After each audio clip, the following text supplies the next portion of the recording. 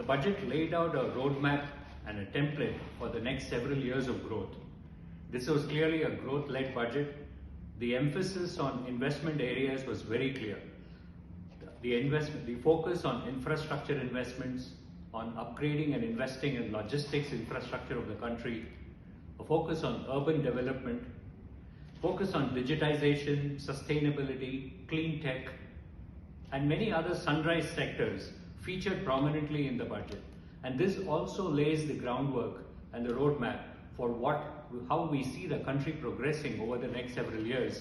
And the Finance Minister also referred to the commitments made by the Honorable Prime Minister at the COP26 meeting earlier.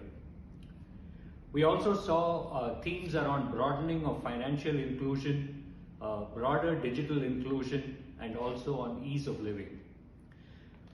And the idea of a trust-based governance system also resonated very well in the budget. So all things considered, I think this was a big thumbs up to the budget. And the last comment I would like to make is the fact that changes in taxes, indirect taxes, direct taxes, did not feature very prominently. There were minimal changes. We are staying the course. That is also very comforting for businesses. So all in all, once again, thumbs up to the budget.